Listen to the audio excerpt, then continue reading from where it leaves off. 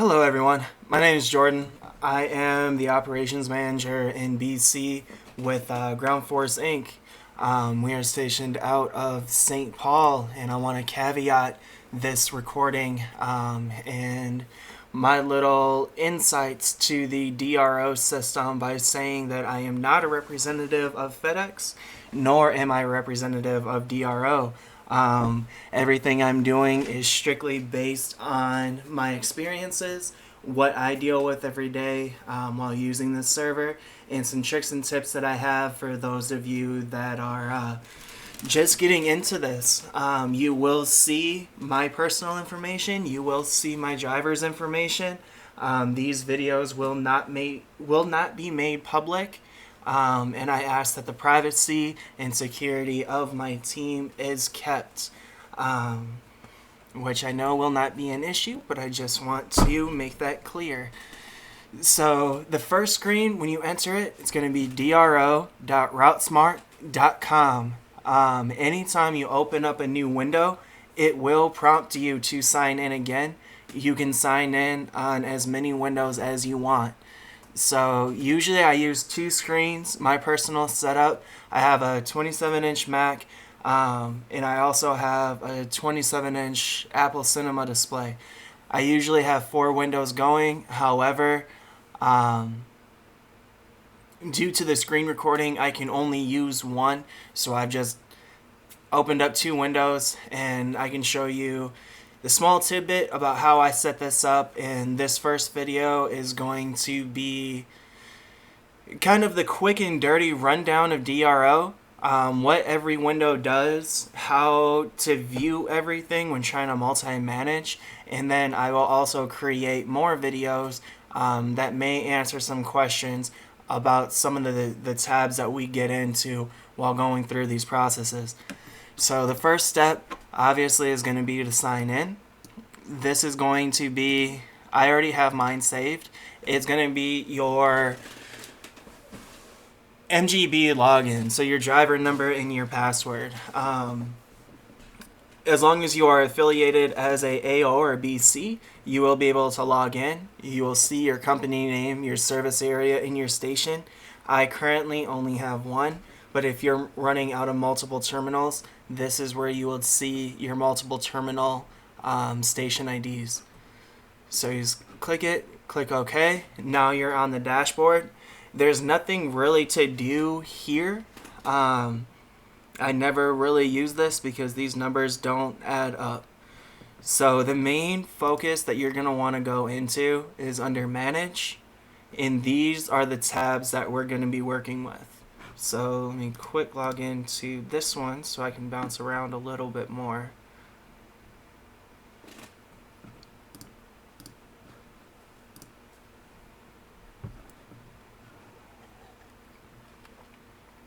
So let's just do a quick synopsis of what these tabs are.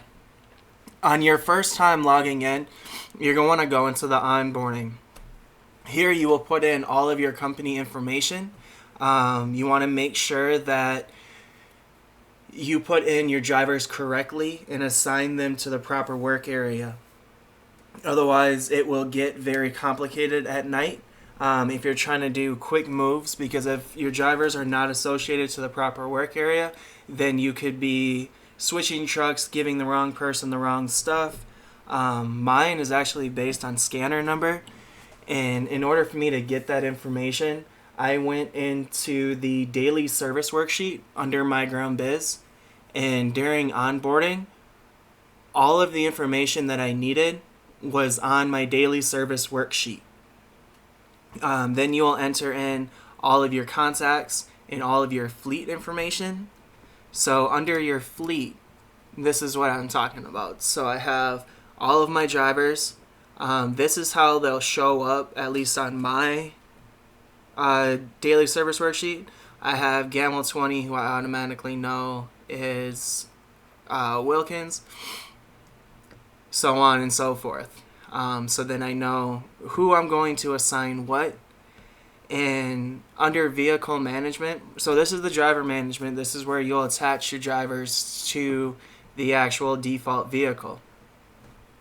When you go down to your vehicle management, this is where you will see which of these drivers up here, Gamma 4, Gamma 5, is associated to which truck that is on which route.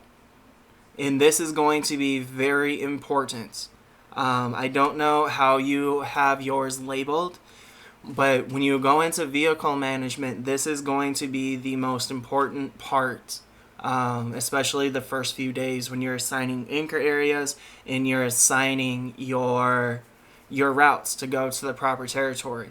Because we'll get into that next plan here in a second, but this is what it's going to be very dependent on. So you want to make sure that you put the time into here and don't just assign anyone to any route. That'll create a lot of complications down the road. So as you can see, I entered in all of my team. I'm also in the process of hiring, and I also ordered 4 new trucks. So I will also have another vehicle management video here shortly as I add more into my schedule, so you can actually get that feel for that tab too and some of the onboarding process as I put in more drivers. And I actually will do that on my next video tomorrow, which is June 18th. So as we move forward, we go into route plans. This is your bread and butter. The route plan is going to dictate the day. When I went through my training, I did a Monday through Friday plan with my DRO trainers. And I do not run 11 Monday through Friday. As you can tell, I have a plan for almost every day of the week. Actually, I do have one for every day of the week. Some are the same. The territory does change around a little bit, but then you can see I do have Thursday and Friday, which historically is our heavier days. I do add on extra trucks. So those are accounted for in this plan. As far as creating the plan, that's going to be done in anchor areas, which we will talk about next. So once you create your plan will always be in here. And then once you go live, you will just go to the plan name, and that's how you're going to change it. So tomorrow is going to be Thursday. So if there's any moves I want to make once my plan is set, I just go into edit. And this is why I said the work area number in the scanner. So what you found under the driver tab or the vehicle tab is very important, because this is where you will see it. And then you will see the anchor areas affiliated to that route for that day of that plan. And here's where you will go in and you'll edit it and you'll move it. I will cover that in another video. I'm just waiting for lifetime data in order to do that. The second biggest piece, I hate when it does this. Give me a second.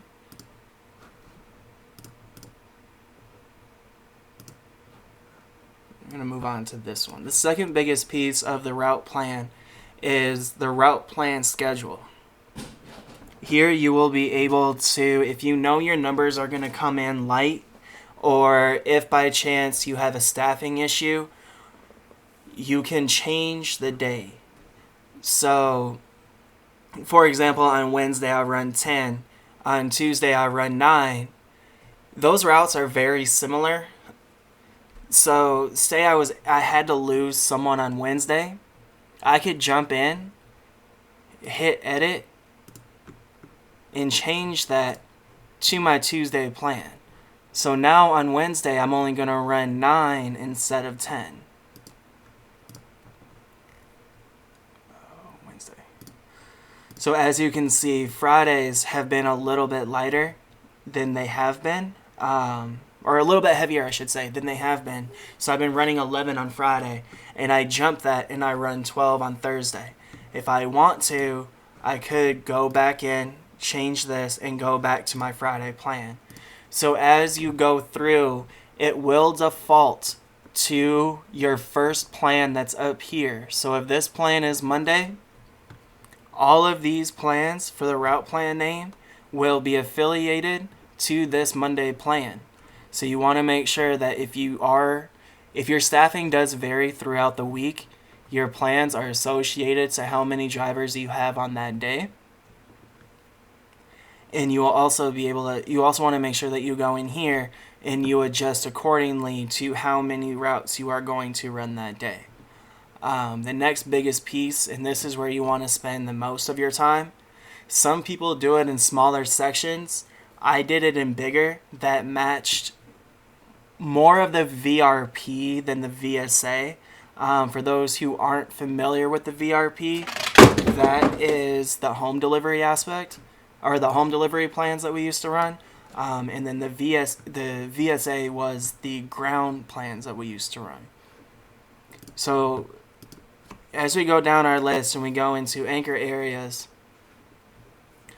you want to make sure when you're looking at the day to get an idea of it, it's all going to be under route plan. So as you create these, and I'll do another video on this because this gets a little bit tricky, but you do not have to create one for every day. Once you create one in one plan, it will become available for all plans. So as you can see, some of these sections I made pretty small because this route doesn't get touched a lot. It's pretty consistent in its volume. It's kind of its own island, so it doesn't really have room to go out to the east, the north, what have you. But then in the areas that I do end up taking territory from or moving certain sections to balance, I did go ahead and make those smaller so then I can grab 5-10 stops at a time instead of when we were doing preload notes grabbing entire sections or entire shelves. I can go in and move this area, for example, which is one street, 8 businesses. If I wanted to, I can move it up. I could keep it here, or I could be like, okay, well, you're down here, but I'm going to need you to start with a bulk stop up here. And I'll get into a little bit more of that when I start breaking down these tabs into their individual videos. However, this is the route that I chose to go with, and it's running very smoothly. There is a lot of numbers to consider at night. However, once you create your plan, the moves become minimal and you have control over your volume. Plus or minus 10 to 15 stops as compared to moving entire sections and having to pull certain areas back.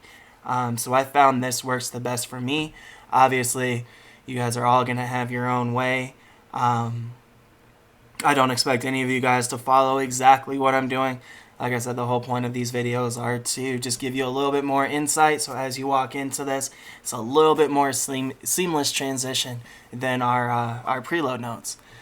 So the next section of this is once you have your anchor areas assigned and you have them into your route plan, you need to add your overrides. Your overrides are going to be anything from your pickup windows.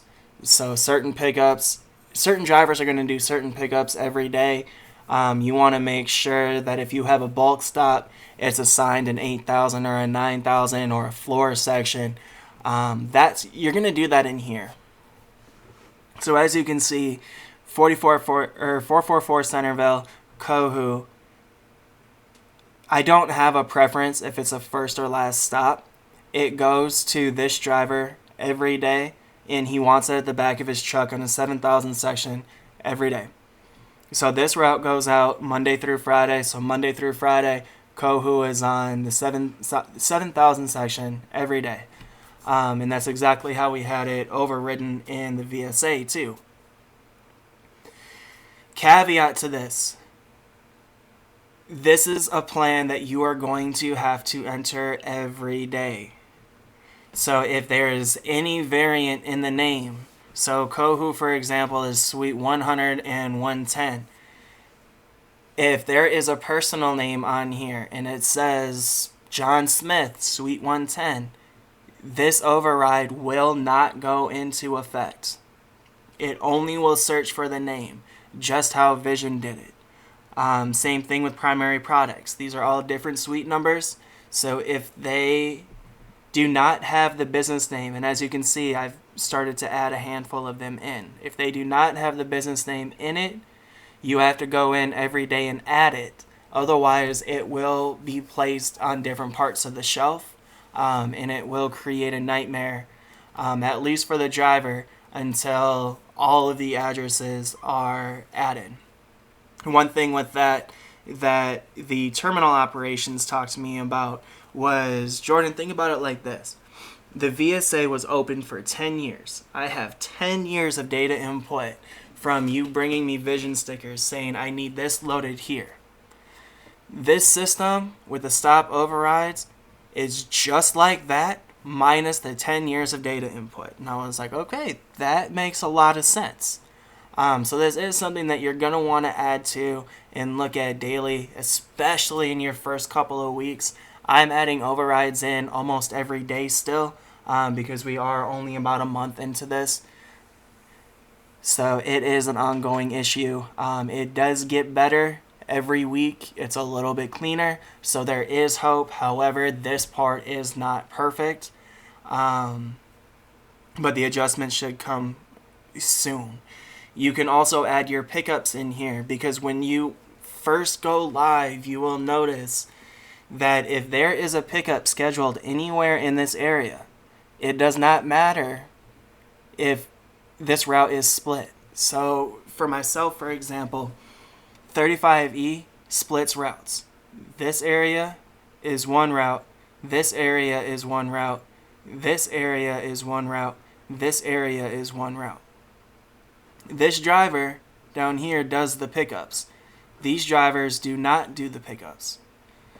If there is any pickups over here, which there are quite a few in this section, they will get assigned to whatever driver is closest to it. So if you have ground guys, which I have a Monday through Friday team, which is strictly ground, and those are the guys running pickups, they will not get their dailies assigned to them. They will be assigned via FCC to the territory that they are closest to. So you will have to spend a lot of time moving them back and forth, but that can be fixed with the stop override. You just have to put it in as an override, and that will be covered in another video. As we get down into the last tab, delivery side, this one is kind of flawed. I haven't had a lot of luck in it because, for example, Rice Street, which is right here, I split Rice Street quite a bit with a couple of my routes, and it doesn't factor in anything. So you could see the colors on it. It has a crossing Rice. Even if I were to go and edit this, it wants it to cross it because until we get the map update in DRO, which should be coming here in the next week and a half, this function is pretty much useless. Street closures, however, this is one that you are going to want to go into, especially the first couple of times that you run your first live maps. Because if you look at the map and you look at how it wants it to deliver, for example, this territory up here, it shows that this is a lake. This is a road. This is not a road. This is a service road that we don't have access to. So with the street closure tab, I was able to delete this entire road out of the system.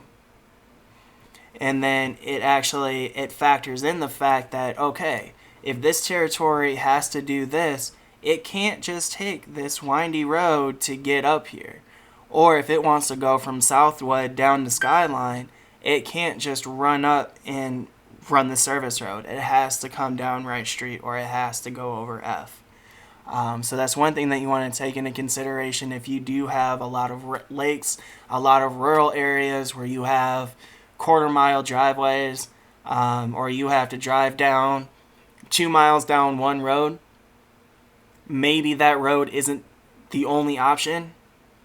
That is one thing that we can get into, and I will cover that a little bit differently because this is another one kind of like the anchor areas, that it is a little bit more complex and a little bit harder to do because it takes it by segment. It doesn't take it by the whole road, so you have to be precise on it or you can completely screw your plan over. So I hope you guys enjoyed my video. Like I said, there's going to be many more to come. This was just the quick little first glance at what DRO has to offer, what all of these tabs do.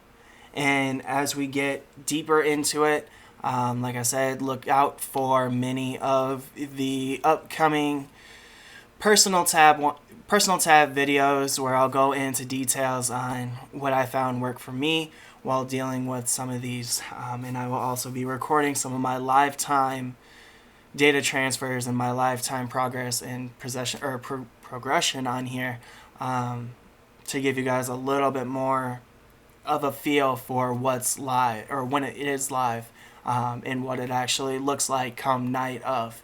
So if there's any other questions, comments, concerns, please feel free. I'll leave my email down in the bottom. Don't hesitate to reach out. And yeah, I hope you guys have a great day. Drive safe and have fun.